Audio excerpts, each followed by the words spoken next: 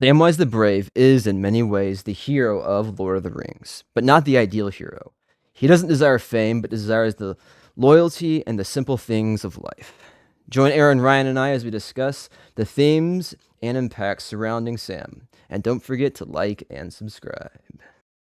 Yeah, everybody, thanks for tuning in to the White City Podcast. And I've got a new guest with me, Aaron Ryan. And it's good to have you on, Aaron. Yeah, good to be on. Thanks for having me. I brought my pet Balrog. I hope that's okay. He'll let you pass. Don't worry. You shall pass. That's great.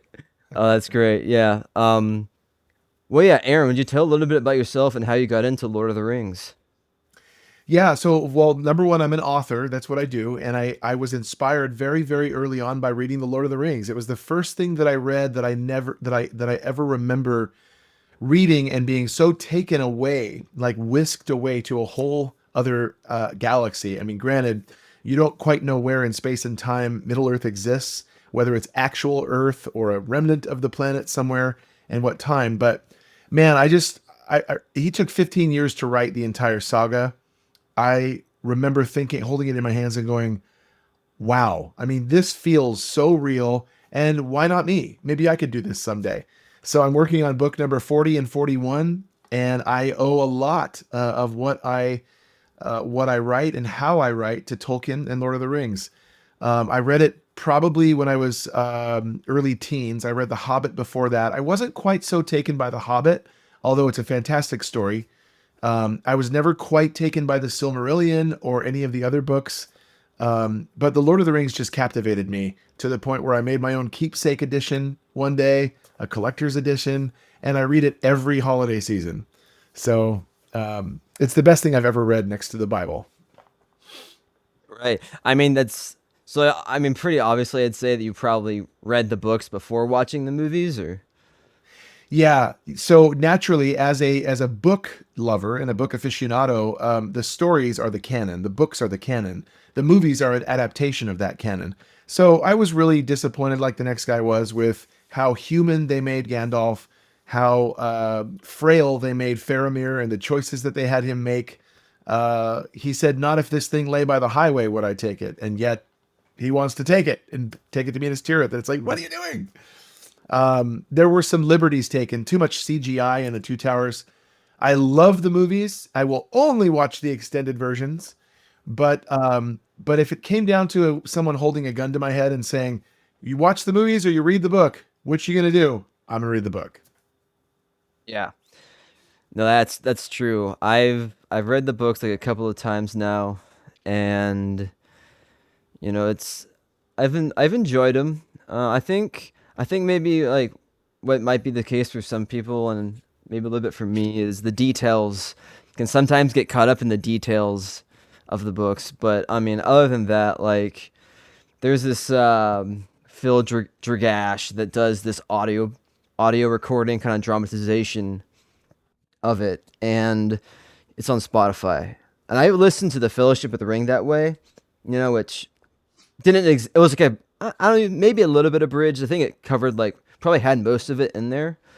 But it definitely uh it was, I don't know, it had like the soundtrack at the right parts. It had like it was raining whenever they got to Bree, and some of the Mm. things like that I thought like was really cool. And it was like I was like, man, I kind of like this better than the movie because it even gives like more of a context to what's going on, Yeah. than like when you watch the movie, you don't necessarily know what you're missing, but those things that are missing are just enough, I think, sometimes to really add more to the story. I totally agree. The movies are adaptations of the books, and so I love that good content exists in multiple medias. So you've got, or media, it's plural already. You've got the books, you've got the movies, you've got the audiobooks, you've got dramatizations. For me, I'm an author. So writing stories, I read stories. However, I'm really cinematically inspired much more than I am literarily inspired. So now it comes to it. I see a movie, I see something that inspires me, and that's what makes me want to write a good book. Although you will find traces, the diehard Tolkien and Lord of the Rings aficionado, the purist will find things, little nuggets in my books where it's like, that sounds really Tolkien-esque. A most recent example being I wrote a book called The Phoenix Experiment, and there is an orphan. He's 14. He's on a starship orbiting Earth, and he's hearing poetry. Doesn't know where it's coming from, doesn't know why, but that poetry is all written in the rhyme and meter of Arundel was a mariner who tarried in Arvenian. And the poem that Bilbo was reciting in Rivendell, I used Tolkien's same rhyme and meter for that poem. And little things like a freshet of water. I'd never heard that word before I read The Lord of the Rings. Um, but anyway, I mean, I'll use other sources and cite other things as well. But Lord of the Rings remains my primary motivation. Yeah, no, that's really great. Yeah, it's there's a lot of stuff to get into for sure, and like dig deeper. Yeah. Um, so yeah, so we're gonna be talking about Sam and kind of themes around Sam, kind of in a sense like his importance in Middle Earth, and I guess maybe one place to start is kind of like who is like Sam loyal to, Mm. and who does he like? Whose side is he on? You know, kind of a thing. Would you say? Yeah. Sam is utterly loyal. I mean, he's in the very beginning chapters of Lord of the Rings. He's in Fellowship of the Ring, rather. He's talking about how he would jump down a dragon's throat for Frodo if he didn't trip over his own feet first. And so this is something where you would, where someone who reads the books is going to pick up so much more about Sam than the movies, because in the movies he's merely an encapsulation of what he is in the books. But absolutely, diehard allegiant to Frodo. He's very morally grounded and centered. Um, he anytime he perceives a potential affront to Frodo, or an insult coming or has happened, man, he takes action. So like Farmer Maggot threatened Frodo when he was a child, drove him off his land with Grip, Fang, and Wolf, his big dogs. And maybe Sam didn't know that story, but here they're tramping and trespassing over Farmer Maggot's land, and they meet up with him, and here come the dogs again. And it says Sam was not inclined to trust anyone who had beaten his master, no matter how long ago. So here he is before Farmer Maggot, and this incident happened so long ago, but I don't know if I can trust this guy. Outside Hen at the Noon with Faramir, Faramir has like a tribunal going on with Frodo in the middle of a semicircle of Rangers of Ithilien. And Sam accidentally blurts out from the moment he saw it, "Your brother wanted the enemy's ring." And Frodo's like, "Sam, what are you doing? You're telling the story, or you're blurting out our mission." And Frodo or Sam stands up and says, "Now listen." He puts his hands on his hips and he says, "See here, Captain." And he just he's very focused on justice and protecting Frodo for sure. I love that about him. Oh yeah, no. Yeah, it's like kind of definitely his in a sense like his mission, right, is to be there with Frodo the entire Yeah. time. Especially once yeah, from the beginning, right? Even or yeah, his Sam says, I was told not to leave you, and I'm not going to. Yeah. Um so yeah. Yeah, the end of Two Towers, that real intimate exchange that Frodo and Sam have, and Frodo turns and says, "Frodo wouldn't have gotten very far without Sam." And Sam sloughs it off and says, "Now you shouldn't make fun. I was being serious, and so was I." But calls him Samwise the Brave, and in the book he calls him Stout Samwise. Frodo would not have succeeded but for Sam. So he is I mean, in many ways, the real hero of the story. Yeah, it's a friend of mine was saying that even Tolkien called him the hero. Um I'm not sure. I'm not sure of that because I haven't actually like read it myself, but uh do you ever like come across that?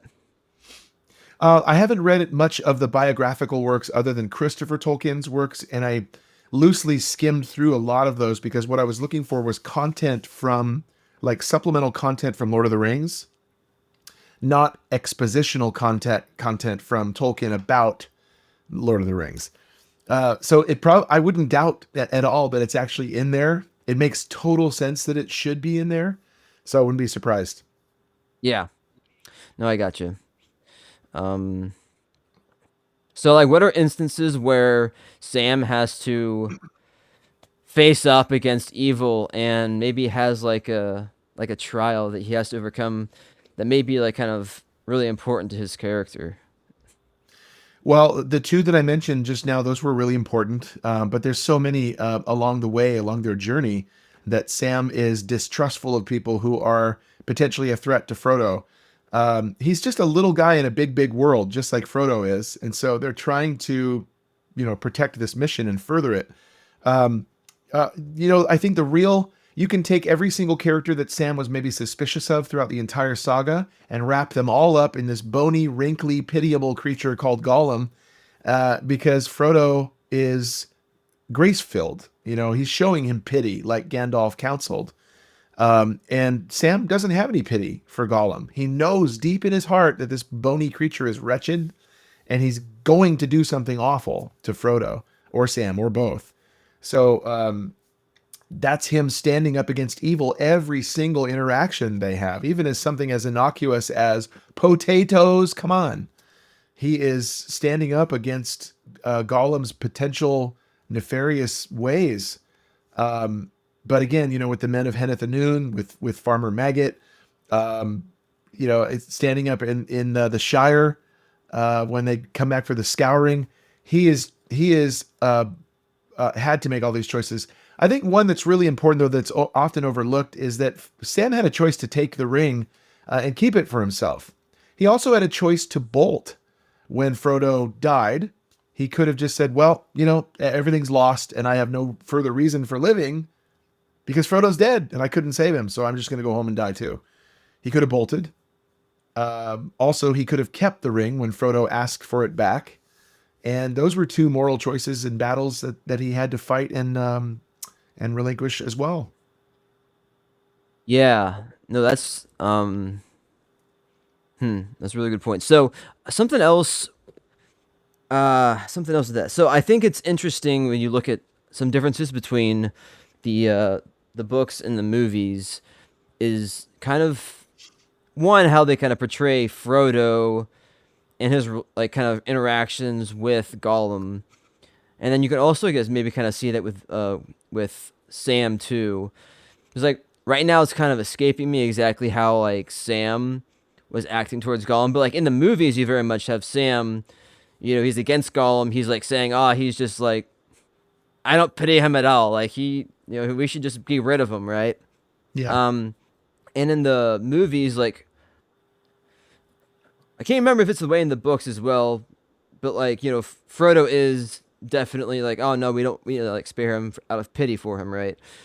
Um, in a sense, too, like it goes farther than that in the movies, though, where Frodo kind of seems to more like end up trusting like Gollum, whenever they're going up the stairs, right? He takes Gollum's side instead of Sam's, and it's like that never happened, right?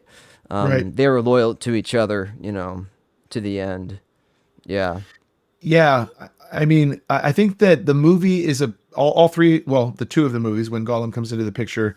I think the Two Towers and the Return of the King are fairly accurate representations of Frodo and sorry, of Sam and Gollum's contentious relationship as much as it was in the book. I think that the movies reflect the books well in that regard.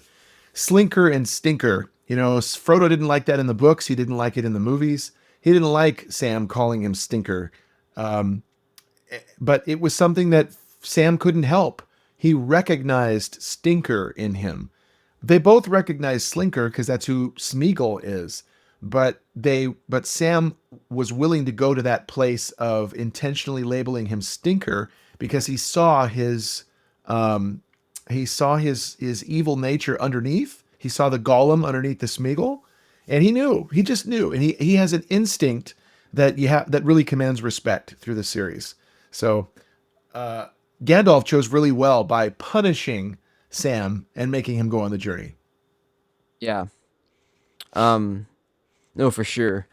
Um, I think you already kind of mentioned some of the moral dilemmas that Sam has to face and like making those choices. And like one thing that kind of comes to my mind, I guess, is whenever whenever Sam is there. Well, I mean, probably the big ones is like just in the Return of the. Well, I guess that would be in the Two Towers in the books where Sam takes the ring, right, and then he like you were saying, he gives it back to Frodo, right? Whenever he finds him again, which is just yeah. Yeah, which is Uh, very unique. You don't have that in any other character. right. Well, no one else handled the ring for as long as Frodo did, except for Sam. I mean, notwithstanding Bilbo, of course, but and Gollum, of course, too. But um, that minor possession, that short, brief possession of the ring, the caretaking of the custodianship of the ring that Sam had, you see that really portrayed really well in the Return of the King when Sam finds Frodo and finds him in the tower and he says, you know, it's not lost, you know, begging your pardon, sir, but it's not lost, and I have it. He pulls it out, and Frodo, you know, says, basically demands, give me the ring back. And you see Sam extend his hand and his ring towards Frodo, and Frodo reaches out, and Sam, you know, his brows furrow, and he recoils, you know, momentarily, but then he regains command of his faculties and then gives it to him again. It's just, yeah, it's no one else had that ease of transference of the ring or surrendership of the ring that Sam did. It really attests to moral fortitude. Um, I love there's a section in the books, and I'm probably going to paraphrase it wrong. I love this section though, where Sam is being tempted with all of these visions of if he just claims the ring, he's standing on the arid Lithwy, the ash, you know, over Minas Morgul or over Minas, sorry, Shaleb's pass, Cirith Ungol, and he's standing there and he's being tempted with all these visions of a big warrior and having a great garden swollen to a realm, and he's like, no, no, no. He realizes in his plain hobbit sense, I want to use my hands. You know, I want to till the soil with my own hands. I don't want to command other people's hands. I want my own little garden, not a garden swollen to a realm. He knows. He's got great moral character and fortitude within him. Yeah, that's good. That uh yeah, feels like one like the one thing also like the movie doesn't like the Return of the King doesn't show is him putting on the ring. Um Yeah, because that even though he does it for like a short time, and yeah, it's classic that the whole thing with him, yes, it's like the best thing the ring could come up with is, try to get him to like want to make a garden out of Mordor. Yeah, it's great. that's his nobility calling out to him, though. Yeah. Um. So, in what ways would you say like Sam might have flaws in in his character, or are there any? I like anybody, I think he's flawed. One thing I forgot though that I wanted to add, I was trying to remember what it was. There's all these choices where Frodo needs water and Frodo needs food and Frodo needs sleep. And to his own detriment and his own deprivation, Sam gives it to him. You know, gives him the last mouthfuls of the water and gives him the last lembas and lets him have sleep when he's already sleep deprived. And it's just this constant subservient relationship, but it's a subservience out of love, out of deep love for Frodo that he just goes without time and time again. And that's a moral dilemma. You know, do I eat this lembas? I'm hungry. Do I drink this water? I'm thirsty. And that moral dilemma, he's just lives a life of service to Frodo. So it's beautiful how he enables Frodo to survive and succeed. I forgot to mention that. That's definitely a moral dilemma. Does he have flaws? Does he struggle to make the right decision? Yeah, Frodo wants to show Gollum mercy and pity as Gandalf instructed him to do. Sam doesn't want to. Sam's deeply suspicious of of Gollum, and You know, we should be living lives where we do extend grace, and like people online are so graceless in their dealings. Um, we could all stand a little bit more of Frodo in that capacity. We also have to be like, innocent as doves, but also wise as serpents, and that part is Sam. It's that vigilance that Sam has that keeps Frodo safe. But I think he erred once or twice or 16 times on the side of mercilessness, where he could have been a little bit more graceful with Gollum in particular, or Faramir, or anybody. Um, Farmer Maggot, the people that represented a threat to Frodo. So yeah, he definitely is flawed like all of us. Plus, he's little. If you want to be big and strong and get rid of the ring, you got to be a human. He's already flawed as a hobbit. You're only half high, dude. That's great. Oh man. No, he's very bold character.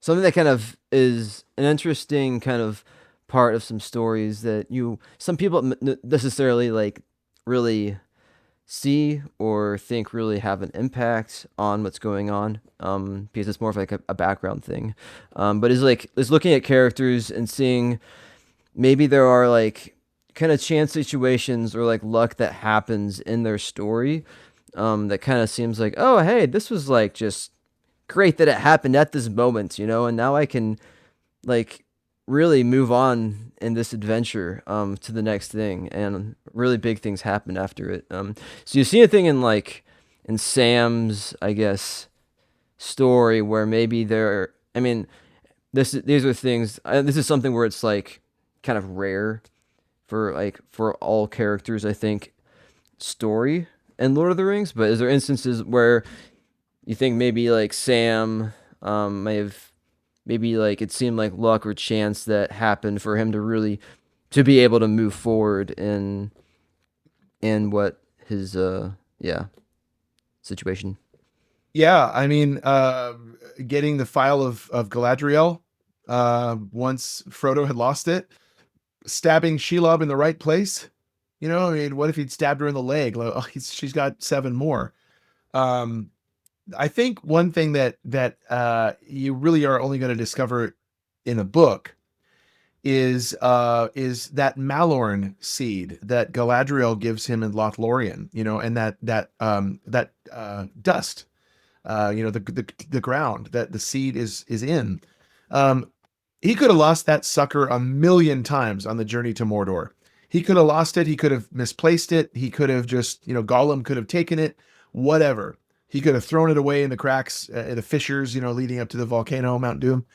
I just, for him to hang on to that all the way back to Bag End and be able to plant this tree and sprinkle this grain where Frodo says, "I suspect every particle has value." Um, it's that's a miracle. That's fortune. He had a lot of fortune. They could have been attacked, both of them, while Frodo slept and Sam slept. He could have both been. They could have both been throttled by Gollum, set upon by the Haradrim, or any of the creatures or animals in Ithilien. But they made it unscathed, and they lucked out. Uh, Frodo, in the earliest chapters of Lord of the Rings, when they meet Gildor, and they're on the road and they've been beset by the Nazgul for the second time, and it's crawling towards him, sniffing.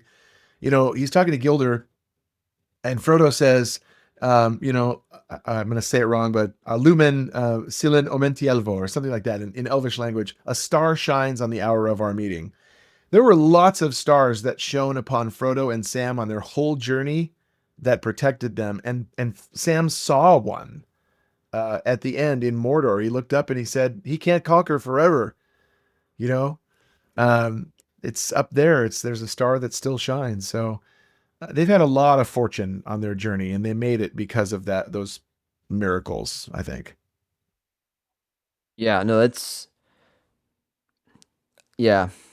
I think it's interesting because um like not that like Tolkien is trying to like shove anything with hey, like there's a god in this story, necessarily. but there's a lot of situations like that that I kind of think is kind of interesting. You know, you look back at, you know, Bilbo finding the ring. You've built you know, with Frodo getting the ring. You know, like Gandalf. I think it's in the book where Gandalf even says like, "Hey, you were meant to have this." Um, yeah. So it was like some interesting things like that, which I find cool because they're subtle and they're things you have to kind of have to dig a little bit more for, and I really appreciate that sort of thing. Yeah, They had an anointed journey. Let's just say that. It was an anointed, it was protected. There were seven other people around them to keep them safe for a large part of the journey. Um, they had, you know, what they had. Sam, though, had, you know, his pots and pans and knew how to cook, and he was very, very resourceful. I actually, in my, I wrote a Christian dystopian saga called The End, and I based a character, Asher, Asher Amari, on Sam. And without, you know, spoiling the plot, Asher, I can't say this without spoiling it. One of the main protagonists would not be able to have completed his mission without Asher at his side. And it comes down to a really intense, tangible point of we're going to lose. And Asher steps up, just as Sam did, and Sam would. And Asher wouldn't, or this protagonist would not have been able to succeed without Asher. Same thing. I just based that entirely on Sam. It really is Sam's heroism that saved the day.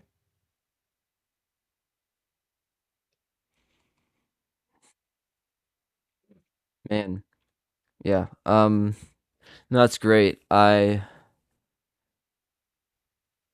yeah. Any other thoughts that you might have? Um, I just want to encourage everyone to read The Lord of the Rings. The movies are fantastic. They really are, with the exception of some licenses taken, particularly in The Two Towers, that were just so upsetting. But whatever, you know, I love The Lord of the Rings, and I wanted to show this. I made a commemorative keepsake edition of The Lord of the Rings many years ago that is red leather bound. It's foil stamped on the spine. And I've got, you know, all three books in here. I've got movies that are applicable to the running storyline where appropriate. See, here's the Watcher in the water. They're outside the doors of Durin and the Moria Gate, things like that. And I made custom covers, you know, for each book. So this is the Two Towers. It's got the appendices in here. There are lost passages from Christopher Tolkien in his biographical works, The Treason of Isengard, The War of the Ring, that I incorporated in here to further flesh out the story. And if you ever, it won't be like this because nothing's like this. This is awesome. But if you ever get your hands on a box set of The Lord of the Rings, dive in. I know it looks like a lot, but dive in. Tolkien's world building, absolutely unmatched. I know he takes 5 paragraphs to describe a rock. I get it. That's what some people say. But man, it's because his world existed.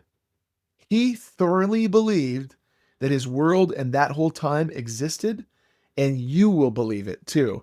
I read it every Christmas. I would just encourage you to read The Lord of the Rings. Don't just watch it because you're missing out. It's amazing. so I would agree definitely. And for some people, you might find an audiobook easier than the actual books, but still, it's pretty awesome. Yeah. Well, thanks, Aaron, for coming on. Yeah, my pleasure for having me. And the Balrog says bye bye. By the way, this is my ring with, it's not the one ring. I can show you. See, I'm still here. Still here. Still here. But I have my family's names engraved on the inside of this. But yes, there's a reason why I wear this just like this. Long live the White City. Oh, thanks, man. Yeah, thanks everybody for tuning in. We'll catch you for our next episode next week.